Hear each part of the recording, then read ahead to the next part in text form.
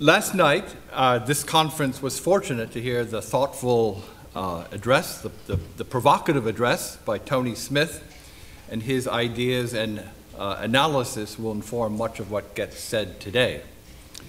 In a similar way, the first two speakers this morning will add significantly to our collective understanding and grappling with the questions raised by the First World War and its contending legacies. Akira Irie is one of the foremost students of modern international history. His many books and other publications have ranged over the diplomacy of East Asia between the world wars, over the origins and conduct of the Japanese-US conflict in the Pacific, and he has examined the Cold War. In more recent years, he has turned his attention to cultural internationalism and the role played by international organizations in the contemporary world. His contributions to historical scholarship constitute a remarkable legacy in their own right. Incidentally, some number of years ago, when he taught at the University of Chicago, it was my privilege to be one of his students. Before Akira speaks, however, we will hear from Anders Stefansson. He is one of the most imaginative and creative thinkers to wrestle with U.S. history. His interpretations of George Kennan, of the Manifest Destiny notion, and of the United States as a Cold War enterprise are original, they are arresting, they wonderfully repay close reading and long reflection. After our speakers, members of this audience, of course, can take their turn with questions and observations. 100 years ago, Easter 1914, nobody could imagine what lay in the immediate future.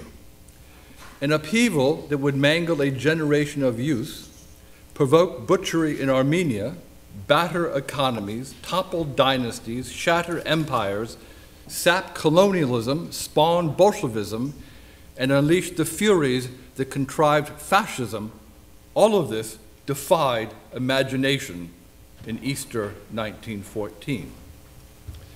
Rather, as the Irish poet William Butler Yeats later recollected, quote, "All teeth were drawn, all ancient tricks unlearned, and a great army but a showy thing.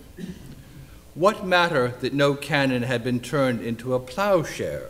Parliament and king thought that unless a little powder burned, the trumpeters might burst with trumpeting, and yet at all that glory, and perchance the guardsmen's drowsy chargers would not prance," end quote. The blast of violence in August 1914 and its enthusiastic reception by throngs of Europeans still leaves people in the 20th century mystified. What happened? More important for this conference, what did it mean? As we did last night then with Tony, we now look to you, Anders, and then to you, Akira, for some guidance.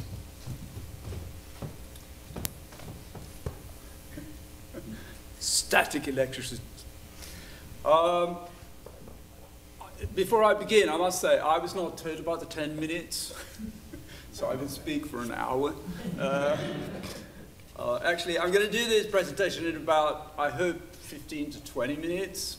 But it's a 40-minute presentation originally as I conceived it, so you're going to have to, I'm going to speak fast and you're going to have to read even faster. A terrific plunge, a flippant remark not atypical of Walter Lippmann in 1915 when he finally began to think about this. What interests me about 1914 is actually the nature of that plunge, but I'm not interested in it as a legacy in the sense that let's see what actually survived. I'm more interested in reading history in that sense from the moment it happened forward and see what happens. What happens if we put Wilson in brackets? Forget Wilson. Forget everything that happened after and just look at it without teleologies. And what interests me, and always has interested me, is what happens in 1914 from the specific problem of progressive civilization, i.e., what happens to the conception of civilization in the United States when confronted with August 1914. So it's that disjunction, if you will, between civilization and the obvious implosion that constitutes my problem. I'll explain why that is an interesting problem towards the end of this. But my basic proposition, or my basic assumption, is that in 1900, as a result of the Spanish-American War, the US undergoes a sort of fundamental shift in the way it understands itself in the world. It goes from an empire of liberty, for liberty, to an empire of and for civilization. Civilization in that context being essentially a code word for empire. If you want to understand how one understands empire at that time, then you have to understand empire, civilization at that time, you have to understand empire. And empire is what connects the US as US in the world after 1900 to Europe, and to some extent to Japan, actually, after 1905, certainly. It is in that context, too, that the Monroe Doctrine famously is transformed into, aside from the old east-west, the line right in the middle of the Atlantic, to a north-south construction, whereby the US is a civilizing power in the Western Hemisphere. So I think that's an essential aspect of this thing. What happens to that civilized connectivity with Europe once the civilized counterpoint on the other side of the Atlantic actually collapses, or seemingly collapses? The imperial civilizational discourse, in passing, is of course a way in which you can think liberal inequality. What is the politically correct, acceptable way of thinking inequality? How do you deal with inequality that is structural, institutional, discursive, philosophical, and every other index? Well, you think about it in terms of Aristotelian parenthood, uplifting, mission civilisatrice, a collective sort of project across the board to inscribe the dark spaces of the universe with that which will eventually allow them to get out of that. So that's the general framework. But I went backwards, didn't I? I am going backwards in time. Anyway, this is just an aside. We always think about the US in the world as a matter of internationalism versus isolationism, or vice versa. There is a way in which you can think about this in terms of when does the United States see itself on a line of connectivity, on a line of continuity with other Western powers, and when doesn't it? And so I have a little typology here, actually, which you may or may not agree with. Who are the ones that actually conceive of their projects in terms of connectivity and a line of continuity, and who are the ones that actually think about themselves as radically and drastically separate, even from Canada? And so there is no real political unity to those two clusters. If you noticed, the connectivity is actually something that doesn't separate Republicans and Democrats. Anyway, that's not intrinsic to the operation today. 1914, well, the biggest event of 1914, August 1914, is this, I think. Michael might disagree with me, but I don't think so. This is the opening, of course, in August 1914 of the Panama Canal. The ultimate progressive feat. Celebrated a year afterwards in this exhibition, the Panama and Pacific International Exposition. And the essence of that is, again, connectivity. It connects the oceans, it connects everything. In fact, if you look at the way the United States ultimately understands that which is civilized, it tends to be precisely connectivity. That's what they do in the Philippines. They build roads. So 1915, they celebrate a little, in difficult circumstances, the advent, the ultimate progressive achievement, the technological achievement of managed progress, called the Panama Canal. And one chap who's more concerned with managed progress than anybody else is Walter Lippmann, all of 25 in 1914. He's just founded the New Republic. I was going to say the nation, but that didn't do. The New Republic in late 1914. The brightest of the bright young things in 1914. At that stage, he's already got 2 books behind him. 1913, Preface to Politics, and in 1914, July 1914, Drift and Mastery. Lippmann's consuming interest is managed progress, control, mastering, chaos, disorder. That's the essence of the game. And so when he writes Drift and Mastery, the unrest that he's referring to is not the international possibilities, potential for unrest. It's actually US labor strife and disorder in the management of politics in the US. There is not a single word, well, a slight exaggeration, in this book about international politics. There is nothing about geopolitics in this book. So a year later, he repairs to Long Island and hammers out this book, The Stakes of Diplomacy, citing on the front page Mahan.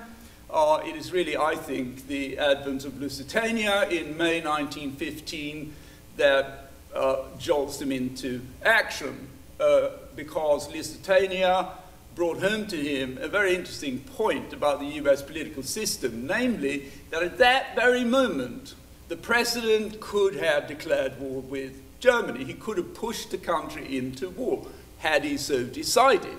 I think he's right about that. He could have manufactured, to coin a phrase, a crisis that would actually have resulted in war. And it occurred to Lippmann, finally, that gee whiz, the president actually has tremendous powers that we haven't really considered on that score. What was the argument of this? Well, it's a very interesting progressive argument. Like, this is a year later. The object is still essentially the civilizing imperial aim of civilizing the backward places, virgin territory and backward people. And backwardness, what actually shows that you're not civilized, is the absence of modern commerce and the absence of modern political administration. Those are the 2 things. It's not clear what has to be there before, but essentially you need political administration of a modern kind to have modern commerce. So, and I love this phrase, the object is the organizing of scenes of exploitation. I like that word, scenes of exploitation. This is how he understands this, quite realistically, actually. In other words, how to get rid of a competitive version of the exploitations of these scenes, and establish in a collaborative sort of manner efficient authority in these weak states, that is to say, empire. Because ultimately, and this is how he reads the causes of World War I, ultimately the origin of crises and the origins of competition lie in these backward areas, which is how he understands the origin of the Civil War. And the Civil War as both a metaphor and an analogy for what's happened in 1914 is very powerful, I think, not only in Lippmann and a lot of other progressives, that what's happened here is essentially a civil war in civilization. And maybe the results will be equally good ultimately, but at the present time, it is criminal recklessness, as he put it. The organizing of backward spaces is how he understood what Wilson was doing simultaneously in Mexico. Wilson is organizing Mexico, and the word organizing is the key one in that formulation. It is his Pan-American duty, is the way that he puts it. So, ultimately, the world needs civilized organization, Western civilization, and the current war is essentially a case of mismanagement of that collective responsibility. I actually had a little phrase about this earlier on, but nevertheless I'll repeat it. The way to do it in this book, according to this book, is the way the international civilized community settled the contradictions over Morocco at Algeciras in Spain. Collective, international, civilized resolution of a potential crisis in a backward scene of exploitation. They resolved it, everybody was, well, not everybody was happy, but they were reasonably content nevertheless. What's the US angle? The US angle is a series of angles against isolation, of course, and again, in that context of collective resolution, we must be prepared to enter areas of problems, which means that you have to recognize the balance of power and all the rest of the accoutrements. The trouble, he says, is that people are ignorant. We have a democratic system, but people don't know what they're talking about. Ultimately, this is just a kind of public opinion wedded to what he calls clusters of loyalties and habitual associations of phrases. I like those two ways of putting it. And what are those habits or habitual ways of thinking? Well, there are four of them, he says: Monroe Doctrine, open door, no entangling alliances, and possibly peace. I think he's right about that, those four cliches on the whole. There is no real organized opinion in the United States except these signifiers. And the question is then, if you stand aside from Lippmann for the moment being, about those, if you will, habits of US in the world, one should be very careful not to reduce them to ineffective statements or masked opinions that actually cover up real interests and so forth and so on. I think one has to take those ideologies, however simple, crude, and all-encompassing, seriously, because they have effects. They might be wrong, they might be mistaken, but they're always effective, or most often effective. And often when you scratch the surface, it turns out that they're really quite a lot more complicated than they seem. The example I tend to use is 2001, actually. There were two responses, equally American, to 2001. You could say war on terrorism, war on terror, or you could say criminals, international law, and you could have gone down what I would imagine that Al Gore Jr. might have done. This is a criminal issue. It should be resolved in criminal ways, and we should mobilize the international community on that ground. That was not the American narrative that George W. deployed, and the results were very, very different. Equally American narratives, decided ultimately by one vote in the Supreme Court. Now, if you're an Iraqi, that one vote in the Supreme Court is important, but that's a different story. The US doesn't have to be, by the way, consistent. You can pull any one of these 5, 6 basic habits off the wall or off the shelf and deploy them depending on the circumstances. The US is not the Politburo of the Soviet Union, it's not the Vatican. It doesn't have to be consistent. You can forget. Anyway, aside from that, what I call American Degree Zero too clever by half that title, but nevertheless, it's an axiomatic that the US, nevertheless, is always a world historical nation. There is no way of conceiving world history in the US kind of habit without understanding itself as world historical. What it does is world historical of some kind. Which leads us back to 1914 and the European implosion. What happens? This is my original question. What happened to the civilizational connection? We saw what Lippmann did with it. So I, in my abstract folly, thought that there would be a great debate in 1914, beginning in August, certainly by the fall 1914, about this issue. And so history failed me, not for the first time. There was surprisingly little by way of sustained reflection, either in 1914 or 1915, on this issue. But the absence is in its own right interesting.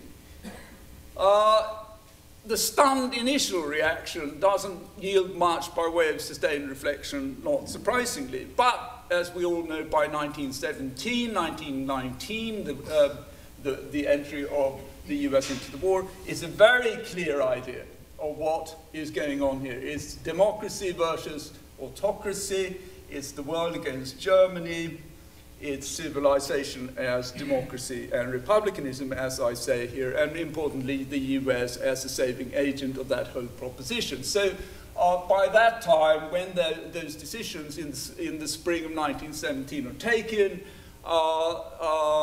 the structure of the new kind of opposition, the civilizational content of that is absolutely clear. By the way, by the time we get to that structure, we're also in an incipient Cold War kind of frame. The way in which Germany is construed in 1917-18 is essentially not exactly, but very close to the way the Soviet Union will be construed after 1946. And the logic is pretty much the same. The Germans actually, in 1914, posed a civilizational issue. The Germans were very keen on the civilizational issue because they said, as you know, that essentially we're standing for Western civilization against the barbaric Slavs, and the English are dastardly kind of opportunists in supporting Russian autocracy. So that, the US actually paid attention to that. And so they were faced with this issue. And if you look at the reaction, once the first stunned silence has passed, then you can see four solutions. Overlapping, not mutually contradictory, in some instances a mixture. The hemispheric one, which is an obvious reaction, the law one, the legal one, moving back Germany to the despotic stage on the Spencerian tripartite scale, and then finally the most interesting one, which is the geopolitical one, which actually is a little bit more complicated. The Pan-American solution covers 2 points: restatement of the original idea of what the Monroe Doctrine was about, plus the notion possibly that the US might actually guard this order. That is to say, we go back to the 19th century. Alternatively, we extend the Monroe Doctrine to include the British Isles, but essentially it's a hemispheric solution to the denouement on the other side. The legal argument, again, very obvious one. Clearly, the Germans broke international law by invading Belgium and Luxembourg, destroyed heritage of Western civilization, libraries, killed people, and the like. Therefore, clearly, they've exited the Comity of Nations, as the nation put it in 1914. Ergo, in fact, they've demonstrated themselves to be autocrats. Again, the Civil War analogy, eventually perhaps this war, just like the Civil War, might actually result on something good. The nation is very clear. This war will lead to an eastward march of civilization/democracy. But this mutates into, very quickly, an argument about culture versus civilization, in which culture is seen as an organic, autocratic, nigh-on totalitarian kind of form of social order versus civilization, which is generic, which is something progressive and not nationalist, The difficulty here for Lippmann, by the way, is of course that the Germans are very well organized. So they're pretty good at management. And so the image, I mean, there is a sort of interesting analogy actually with the image of the USSR in the 1950s. Very modernized, very up and coming, very efficient, very totalitarian, very kind of means and ends orientated. Same kind of argument actually by Germany in 1915. Anyway, the most explicit vitriolic statement of this kind was the incoming head of the American Historical Association, William Roscoe Thayer of Harvard University. This is a war instigated by the Hun. The only way to get rid of the problem is to crush the Hun. We must crush Kultur, he said, before if civilization is going to survive, and civilization is democracy. The word here is Cain. Again, right, the would-be civilized brother who actually kills, and submissivity, bloodthirstiness, and everything else. The key proposition being, and this is, again, a proto-Cold War kind of proposition, there can be no truce or compromise with this beast. There can only be unconditional surrender. Now, the most well-known, of course, of all the people who proposed this was TR here with his buddy Leonard Wood. But the initial reaction on the part of TR in 1914 is actually mixed. If you look at what he says in September, October 1914, he's a realist at that stage. He says, ultimately, even if you're breaking the law, you have to be the judge of your own rules of self-preservation. The Japanese did the same thing in Korea. The Japanese are now doing it in China. And we should not actually judge that aspect. However, it is a problem, is what he says at that point. But he moves very quickly to the Kultur versus civilization position in 1915, certainly by the time of Lusitania. In other words, he's the one who really explicitly moves Germany back on the Spencerian tripartite division from civilization to despotism, if not to barbarism. But that is well known. The Atlantic solution is the most interesting one, I think. Lippmann comes up explicitly with it in 1917, but it's present even before that. That is to say, where civilization is lodged in the Anglophone world, and in particular in a maritime supremacy on the part of the US and the UK.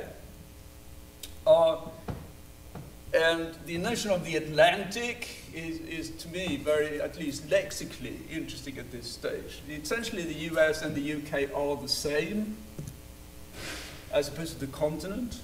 We've always been tied to the UK. They've always underwritten our basic position in the world. We should recognize that, and embrace that, and develop that. A more interesting guy, actually, on this score is this man. This is Louis Einstein. And I came across recently again. I'd suppressed his memory. He's actually quoted extensively in Kennan's 1951 lectures from Chicago in the World War I chapter in American Diplomacy. Louis Einstein wrote a series of articles, 2 articles actually, in 1913-14. They appeared as a book in 1918 with a typically bombastic foreword by Teddy Roosevelt, who had originally hired him. He was, Louis Einstein that is, impeccable progressive, impeccable man of letters, Harvard and Columbia, wrote a book at 25 about the Italian Renaissance, became a diplomat, did some really interesting stuff in Constantinople, wrote very extensively about the massacres of the Armenians and like. A very interesting thinker about US foreign relations, actually, at that time. This is him at 2. You will see this portrait, which I couldn't find in color, Eastman Johnson's portrait. It hangs in the Met. It's on exhibition right now. The neo-bourgeoisie of the late 19th century, exemplary of that. Actually, he was disinherited, more or less, by his dad because he married a Gentile woman, thrice or twice divorced, which Daddy didn't like. But that's a different story. Somebody should do a book about this guy. Anyway, 1913, he came out with this article, The United States and the Anglo-American Rivalry. No American journal of opinion would actually publish it, so he published it in the National Review in London. What was the argument? The argument was that democracy is not inherently pacific and that public opinion is extremely inflammable. B, and this is the most interesting argument in that article, the problem is not so much that there are real conflicts between Germany and the UK. It is that there isn't substantial conflict between the two. That the whole conflict is really an existential one about supremacy. And therefore, that in that surcharged existential confrontation, anything, any trivial stuff might actually trigger a fire. So the geopolitical solution is balance of power. The US has a material stake there, and if we look at it, the US has always relied extensively on the balance of power, and it has to recognize that. His next article, and I'm coming to the end, David, is of course that, yes, now that we actually know what happened in August 1914, it is in fact true that a minor question did light the fire, but that, again, he adds this, the problem was not the existence of alliances, even though that reinforced it, but that very surcharge, democratically inflamed surcharge of tension, that existential confrontation between the British and the Germans. The Asian issue has kind of fallen by the wayside. Teddy Roosevelt is one of the few that actually pays attention to the Asian side of this, which is an interesting side issue. And he points out that in that context, the Germans are infinitely more dangerous from a US standpoint than the UK. The UK wins, then basically nothing happens. If the Germans win, then all bets are off. Therefore, the obvious geopolitical solution is to see to it that the British don't disappear. France can disappear, he says, and it won't really matter that much, but the British cannot disappear from a security standpoint of the US.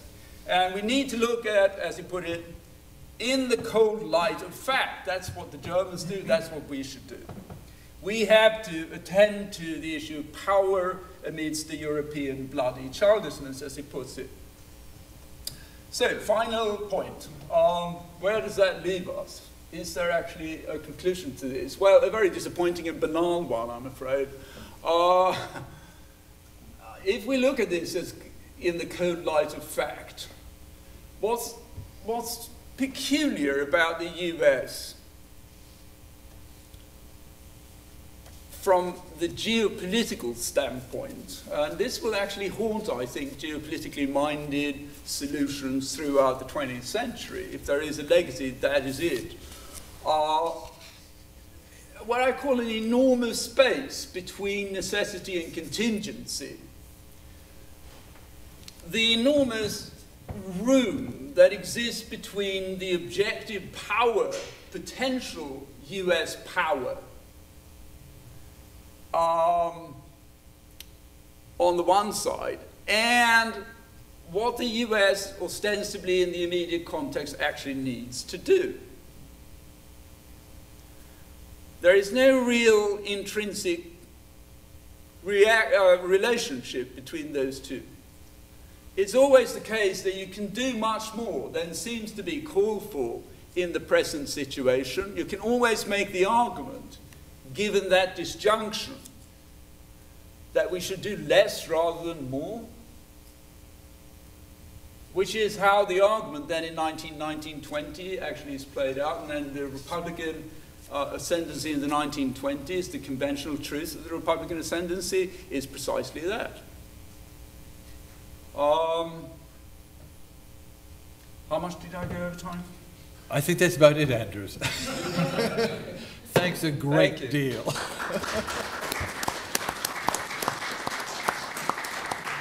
So now we turn attention to Akira Irie. Thank you.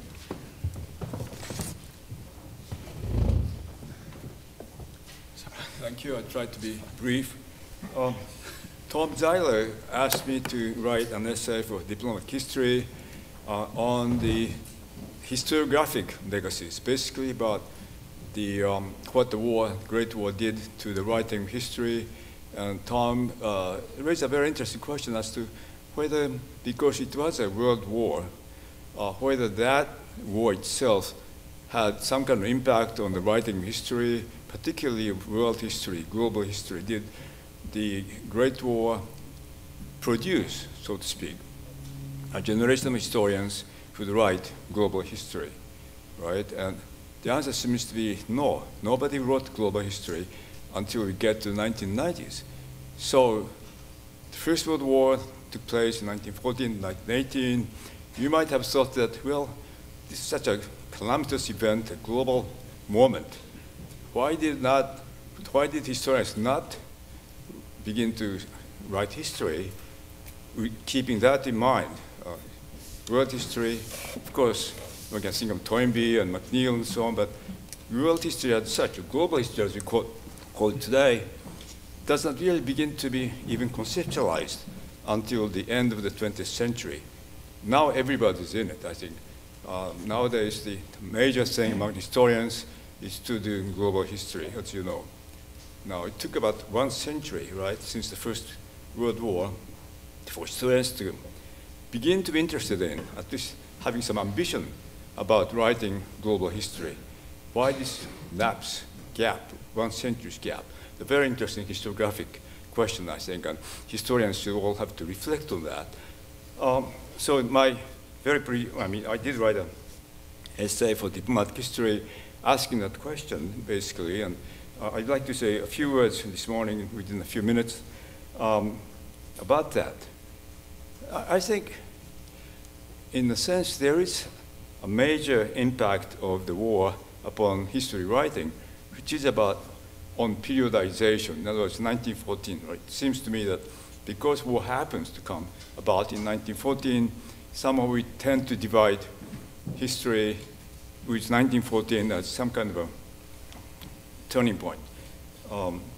The masterpiece by Chris Bailey, The Birth of the Modern World, I think that's still the best book on modern world history, in English anyway, covers 1780 to 1914. The birth of the modern world somehow ends in 1914. I can only think that it ends in 1914 because of war. Or a major work on the history of the 20th century, Eric Hobsbawm, The Age of Extremes, starts in 1914, right? So the birth of the modern world ends in 1914, and the Age of Extremes, disasters, in other words, starts in 1914. Some other historians tend to be traumatized by that. Somehow we think of 1914 as a major turning point because of war. I think that's about the only thing that war did to the writing of history, that historians began to conceptualize history in terms of 1914, pre-1914, post-1914. We still tend to do that. We tend to, in teaching courses or in writing books, somehow the 1914, 1918 become a very important period. Why is it? Of course, it's basically because of war. Why is the war so important? Conceptually, methodologically, I think this reflects the fact that we tend to periodize history in terms of wars. That is, because war comes, 1914, 1918, that's a major turning point. Because another war comes in 1939, 45, we tend to periodize history by that. And then the Cold War, somebody was saying World War I leads to World War II, which leads to the Cold War, which I think is a very superficial generalization. I don't believe that. But still, in textbooks and so on, we tend to think that one war leads to another, and the very unfortunate impact of this is that we tend to periodize history, we tend to understand history in terms of wars. But we focus on wars, we leave out a great deal of things. How about more recent theme, for example, like globalization? Tom Zeiler has written on it. I mean, can we not periodize history in terms of a theme like globalization, or the history of the environment?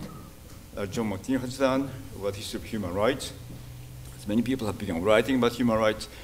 If we thematize history, the periodization of history, not divide up history into periods by wars, but by human rights, or by environmental disasters, or diseases, as Everett Manel has been doing, or by other activities.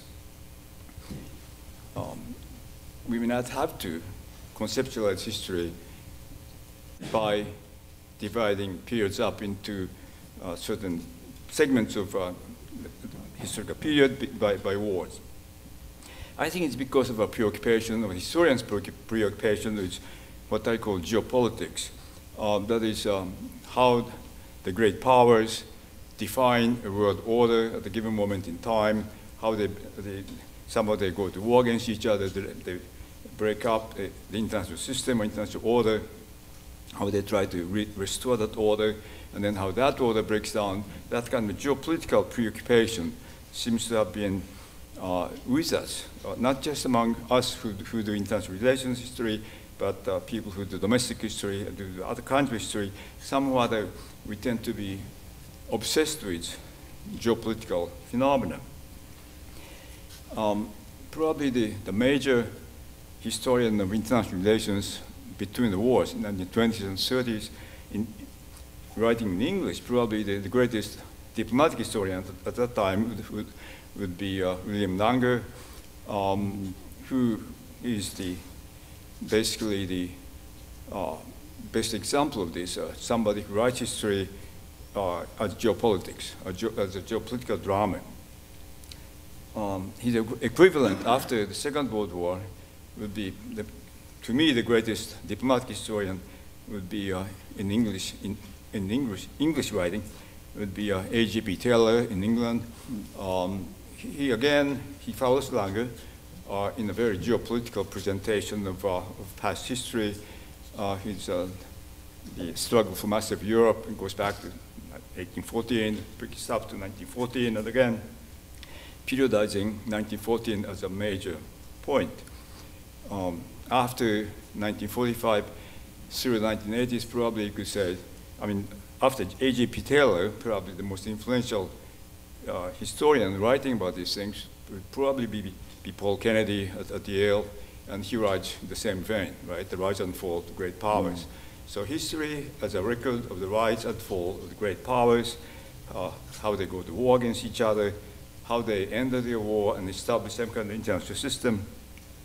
That's been the major narrative of modern history, written by people who do international relations history, but also affecting other kinds of history writing, I think. In other words, I think we tend to be traumatized by, or tremendously seriously affected by dates such as 1914, or 1931, or 1941, or 1945, and so on. Well, that's how it is, I think. So to go back to the question that Tom asked me to write about, to discuss how a war such as the Great War affects history writing, I think it does affect periodization, doesn't it? If there had been no First World War, of course, we would not be dividing history in 1914. So I think periodization, that's what historians do. Historians are in the business of dividing up the past into different periods, and we tend to divide past periods in terms of wars, by wars. That's fine, but it's not very interesting. I mean, it seems to me that We don't want to simply repeat what Langer used to do, what Paul Kennedy has done, and so on. I think we want to do something more interesting. And I think recently, I would say since the 1990s, there has been another development.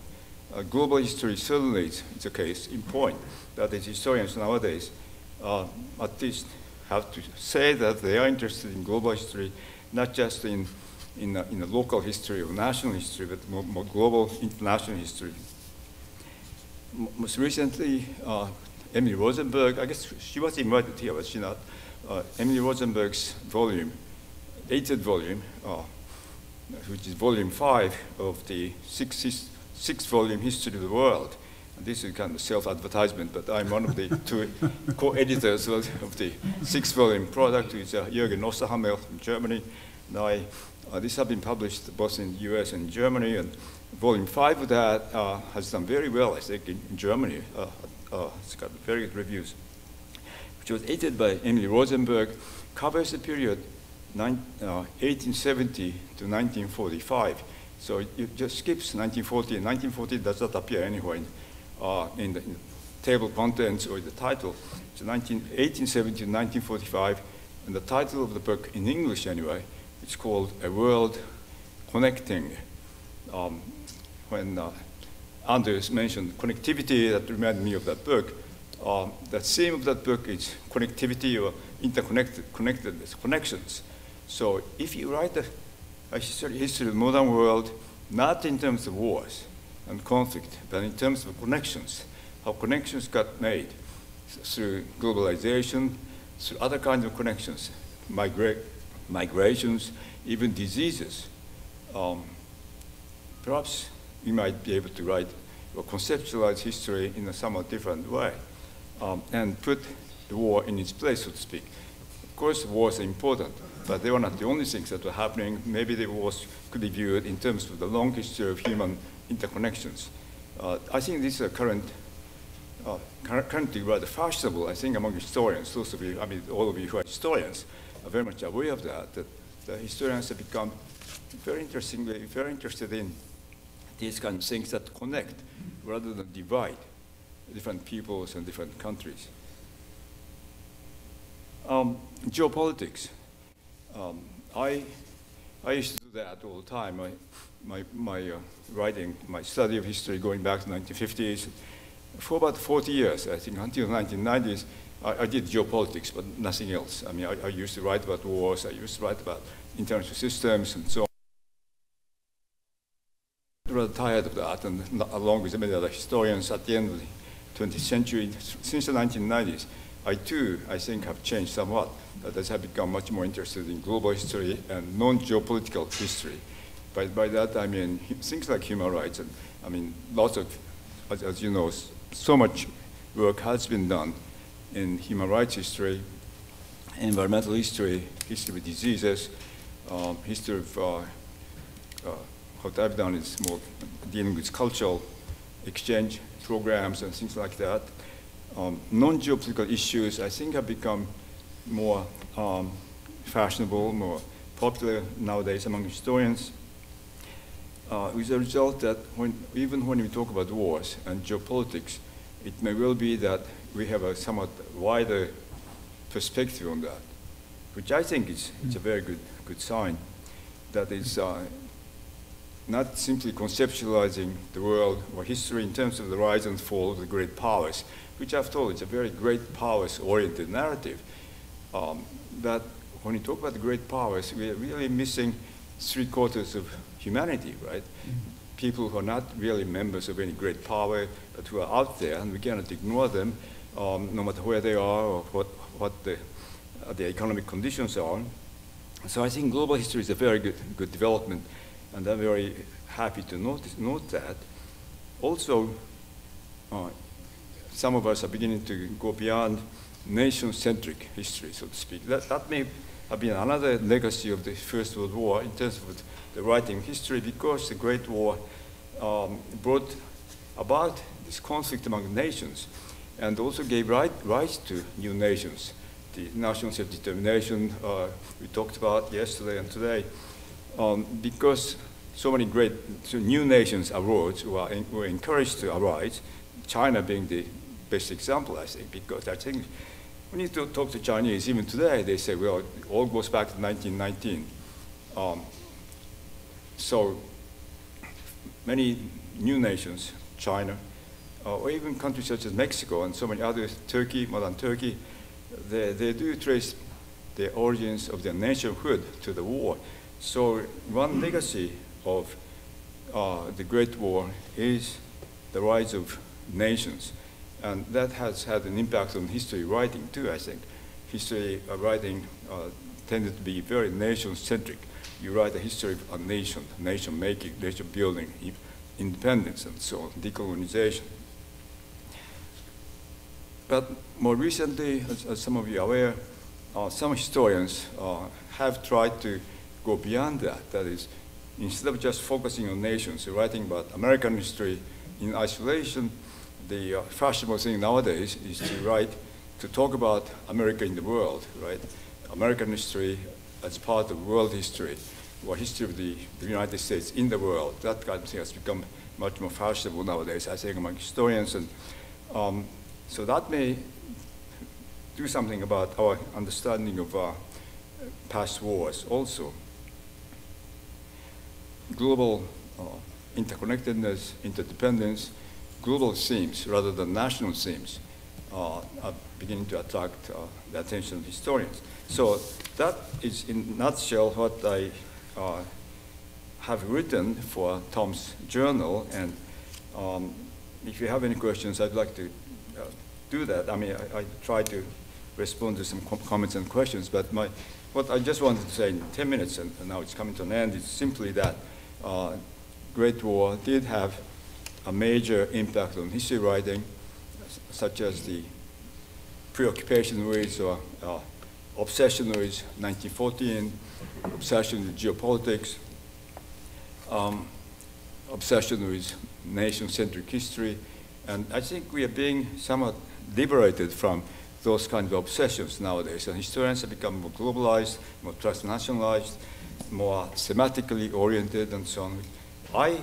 One of the older people here, one of the people who have been doing history since the 1950s, and one of the older generation. I was myself very much that way, but I'm very happy to say that along with many younger people nowadays, I do think that the study of history is changing today in the past 20 years or so, since the 1990s, and I'm very much encouraged by that recent emphasis on interconnectivity, connectedness, and so on. Tom Zeiler and I have chapters in volume 6 of this 6-volume History of the World.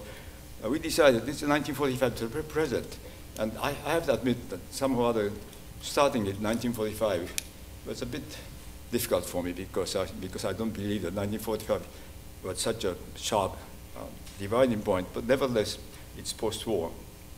1945 to the present, and how do you call that? Typically, if you're focused on the Cold War, you'd say, well, the Cold War and its aftermath or something like that might be the way to sum up 1945 to present. But that's totally inadequate because the Cold War did not define everything that happened in the world. Lots of countries who were not involved in the Cold War, lots of people, the majority of mankind, were not involved in the Cold War. And so to call that the Cold War and its aftermath would not be adequate to entitle a volume such as that. It's world history since 1945. So we decided to call that global interdependence, because I think that it seems to be much more adequate to talk about interdependence, developing interdependence, rather than something that divided the world into Cold War camps. And the same way, it does seem to me that World War I did have an impact, all kinds of impacts, some good, some negative, on the writing of history. But nowadays, to the extent that this kind of conscious awareness of connectedness is going to force us historians to take a fresh look at something as divisive as the Great War, I think that would be all for the good, for the further development of historical scholarship. Thank you. Thank you.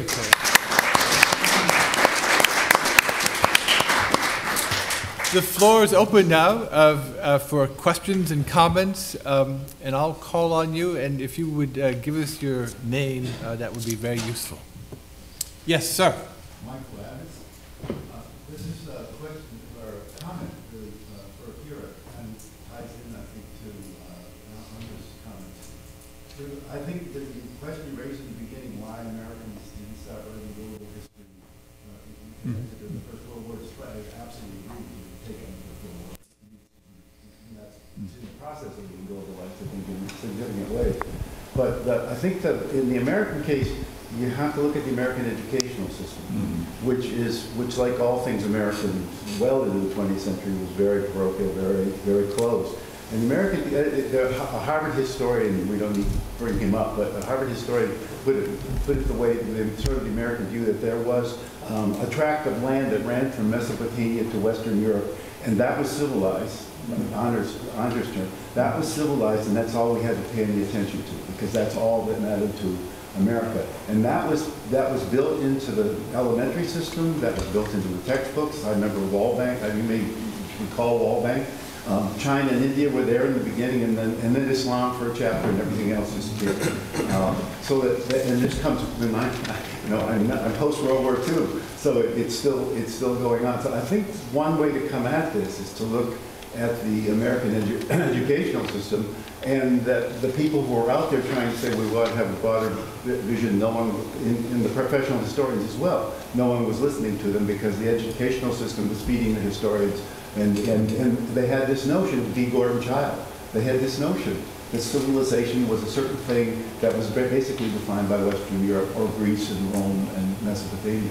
So I think that may be a way to get at the delayed effect, why we don't become global. And I think the other side of it is that, and I don't want to, I think you're right about making the wars too much of a benchmark. I think I'm part of that trajectory. World history actually develops because of the power, not so much the war itself, but the power and the economic ties and all the rest that the United States has after the Second World War. And so I started out as an area specialist. I started out studying India and Southeast Asia. And in fact, in Curtin's global program, you had to have those areas. Partly that was because of comparison, but partly it was a vision of how we approach the world. And then that grows into, I think, what you're talking about, which has been, I think, a wonderful development, a truly global approach to these kinds of issues. Thank you very much. Well, you've done a great deal yourself, globalizing our understanding of the past, American history, and European history, and so on, to put on some kind of global, in terms of global themes such as technology, as you've done, global economic globalization, that Tom Zeiler has done. They're all kinds of themes. Human rights. I mean, I'm very impressed with the fact that one after another get books, just first-rate books on human rights, and I think they're going to force us to reconsider some of our understanding of at least of 20th century history and periodization as well. But I do think, to the extent that we can get away from a nation-centric understanding of history, that is, not just talk about the United States. That's why I think, for example, the rise of gender studies and ethnic studies, things like that, is a good thing. I mean, it can be divisive, that to divide up American society, divide American history into history of American women, and the history of Afro-Americans, and the history of other kinds of racial minorities, and so on, can be divisive. On the other hand, it's a good thing, because once you say, well, we focus on the history of women, that means it's women are all over the world, right? So it's not just American women we will be studying the history of women all over the world. If we're talking about African Americans, we say, well, history of African Americans, history of Black Americans, history of non-white people all across the world. I mean, there is a story there, and I think that kind of thing, rather than focusing just on American history, no matter whom you're talking about, that was the way American history was taught when I came to Harvard University as a graduate student in the 1950s. Oscar Handlin was my major professor there, and Oscar Handlin, as you know, is one of those people who said there is such a thing as American history that's so unique everybody living in the United States, whether you're a man, woman, black or white or anybody else, you're all Americans. And as Americans, there's something very unique about American society. That kind of exceptionalism was in its heyday in the 1950s. We've come a long way, I think. What is interesting to me is not so much how America is divided, but as how segments of the American population, women, or racial minorities, or Christians, they are transnational existences. And I think that's the way we could broaden our understanding of our national history as well. Sorry, I don't want to take up too much of the time. Andrews, go ahead. Well, I tend to go the other way. That is to say, I'm all for deprovincializing US history and deprovincializing period, but I think there's nothing ontologically or epistemologically prior about the global. It depends on what you're studying, and you've got to produce your own problematic, and sometimes, it's global, or it's at least international or transnational, and sometimes it's not. There is a reason that we study the nation state. And a lot of history, unfortunately, takes place inside those self-contained entities. And we need to be aware of what those boundaries, when we study them, actually are. But I see, given what's happened to our own subfield, or my subfield, which used to be called, with a quaint phrase, diplomatic history. It's now, as Akira rightly said, the US in the world. Mm-hmm. The positions in this field are US in the world, and the more kind of attenuated and blurry and sort of politically correct in the extension of how that subject is construed, the easier it is to get kind of a hearing amongst colleagues in history departments. To me, it's all a matter of the rigor of the object of inquiry.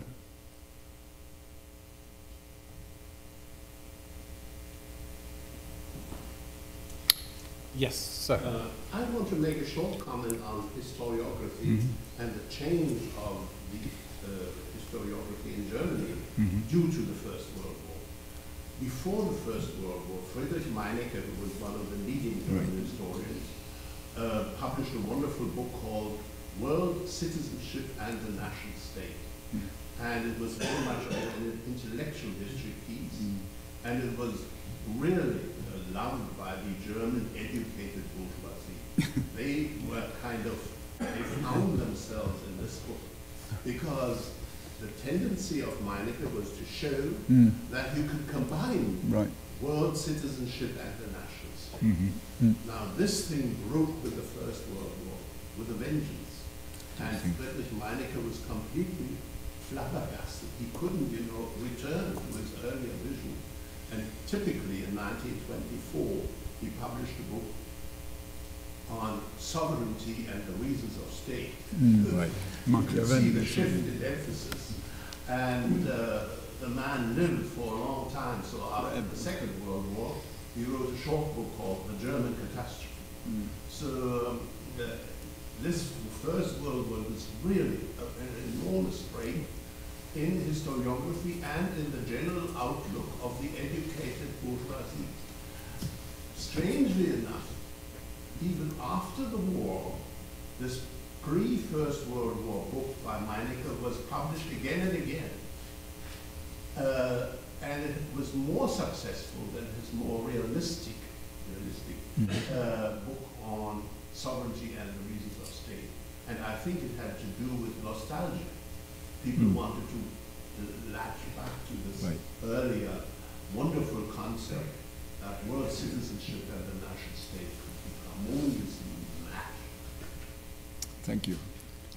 Very useful. In contrast to Schmidt. Schmidt, yeah. Well, his big enemy, of course, in the German situation after World War II World War I is Schmidt and Schmidt's attack on Wilsonianism.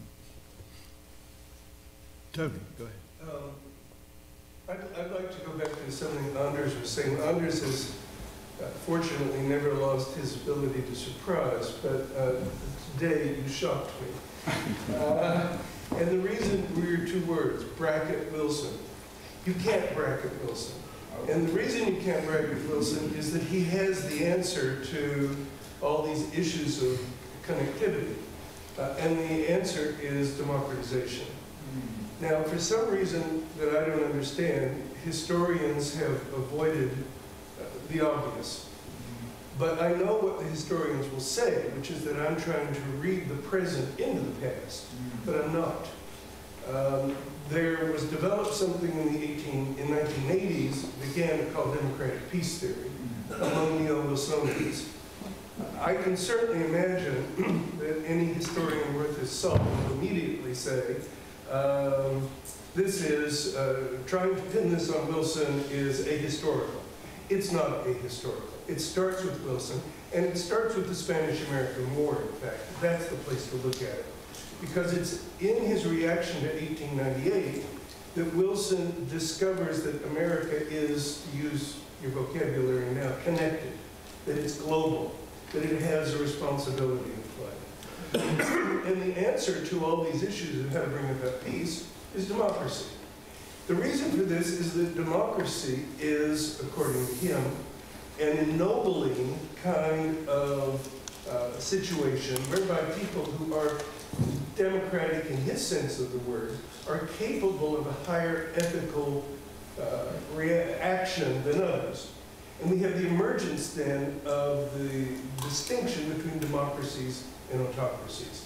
It's very early in Wilson, and it gets stronger and stronger in Wilson after the United States joins the war.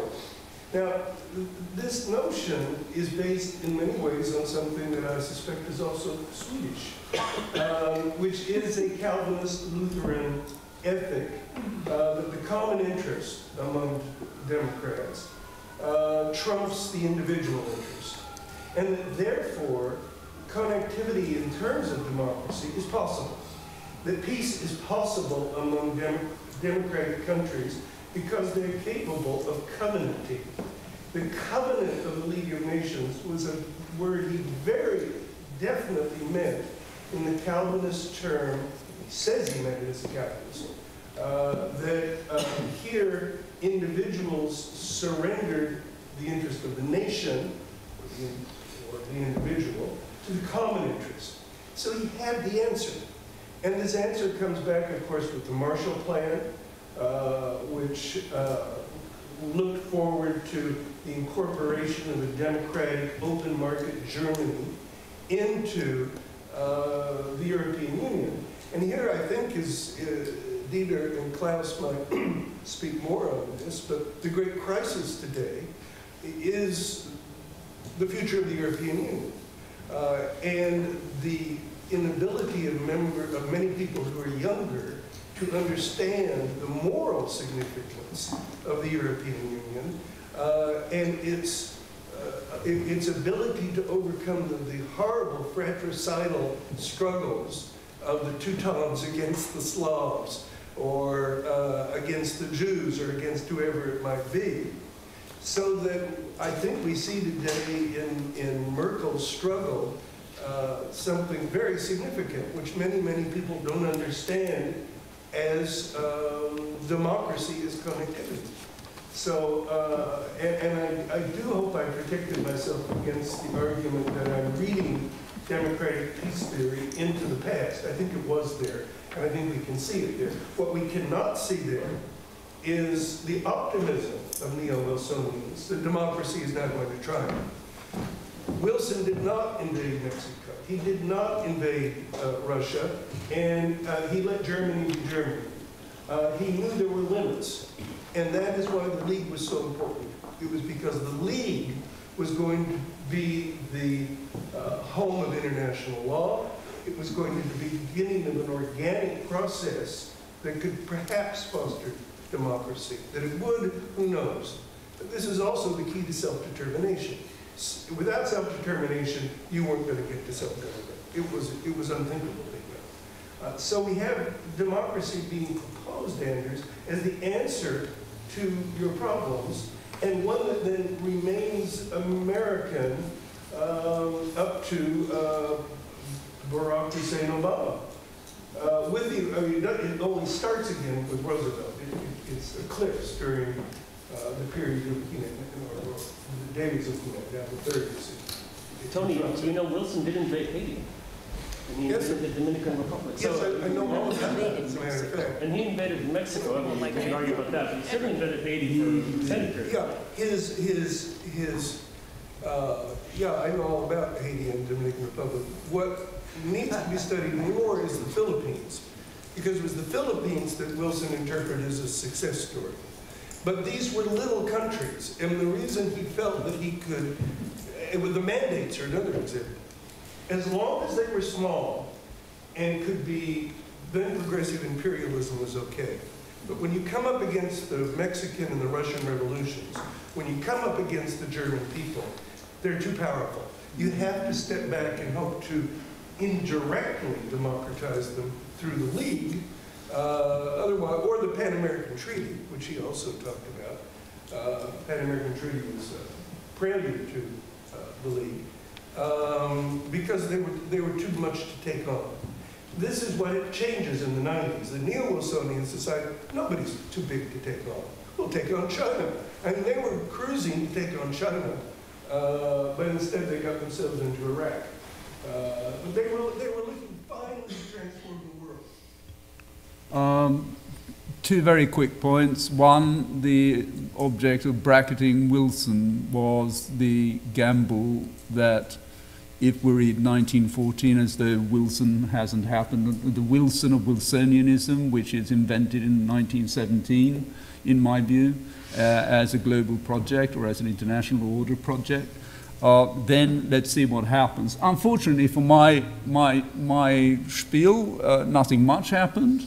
But there are some symptomatic rumblings that kind of, I think, advance our knowledge of 1914, at least of the progressive era, 1914. So it was in that sense that I said bracket Wilson. But I would also argue against your position on Wilson on this score.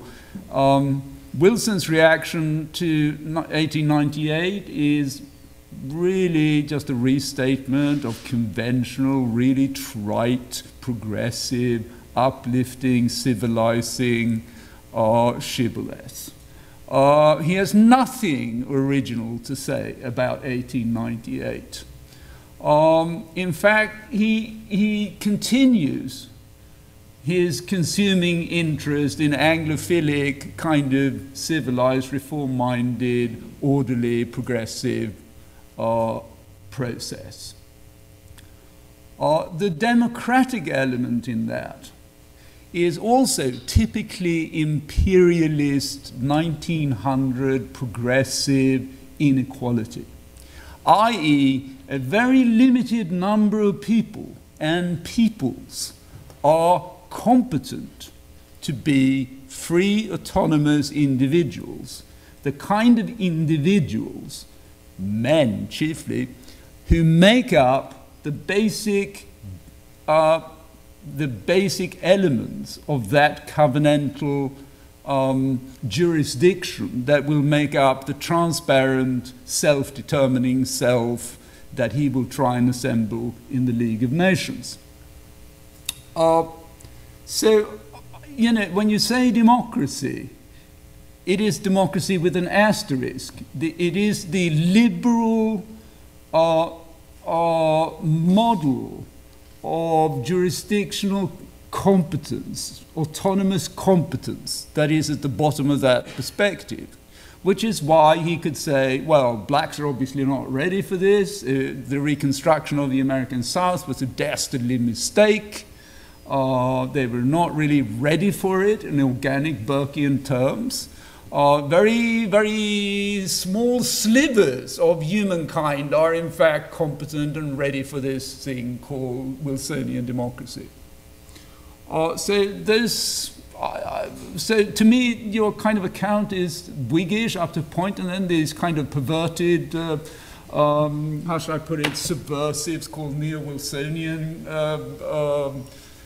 These bastards come along in the 1990s and sort of destroy this glorious heritage. I mean, to me, it's not ahistorical. I'm not saying it's ahistorical. I'm just saying, Tony, to me, it is not a persuasive story. Do you want to come back on? Yes, go ahead. You're wrong is obvious. Yeah, just provoked to say something about Wilson. You know, in my sort of prepared remarks for the next panel, I completely bracket Wilson. I don't mention his name once, but this discussion has been very provocative. But I have to say, so for me, one of the interesting ways to phrase that question is not so much how Wilson changed the world in the course of World War I, but how the war changed him. I think, and that is quite relevant to what you were just saying, Anders. I think you're absolutely right as to where he was in 1898 and thereafter. But toward the end of the war in 1918, we see him turn toward women's franchise. We see him turn toward a far more permissive, although still not completely democratic view of the abilities of non-white people to govern themselves. We see him quite optimistic about China. We see him even making comments about India, you know, joining civilization and so forth in his Western tour speeches. And he liked to think of leaders, and himself in particular, not, well, you know, anybody who writes as much and speaks as much as Wilson, you can sort of pull out contradictory statements to pretty much prove anything you like. But one of the themes in his thought was that leaders, they don't so much bend history, they reflect, in a sense, history. They reflect world opinion. They reflect, the democratic leader reflects, in a sense, the position and the place of their constituencies. And he likes to see himself as doing that, and he'd like to frame his move toward the perhaps more permissive sense as to who can fit into this self-governing ideal that he proposed as reflecting a shift in world opinion, if you will, even about self-determination. When he first starts talking about self-determination I think the first time he mentions the term itself is in February 1918. 18, yeah. He says, he doesn't say, I am proposing I am a proponent of self-determination. He says, it is a principle that's out there, and we have to take it into account. It is something that exists, that people are demanding, and we as leaders must respond to that. And so, again, as I said before, I think the most interesting, perhaps the most interesting lens on this is how the war changes him. He perceives the transformation that the war creates in the world as necessitating him to change his views, his perspective, as a leader who wants to reflect the world as it is. I think we probably have time for maybe two more. Yeah. I agree largely with that, actually. So, Andrews, I didn't mean to preempt you. If you have more. So do I. So sorry. Yeah. Connectivity, right? It is very stimulating. Reflection is okay, but Wilson regarded himself as an educator too. And as an educator, you've got to have goals beyond the empiric evidence. He might not have been totally honest about himself, just pretending he reflected world or American, whatnot, opinion in giving certain statements. But he had his principles as such, regardless of empirical evidence.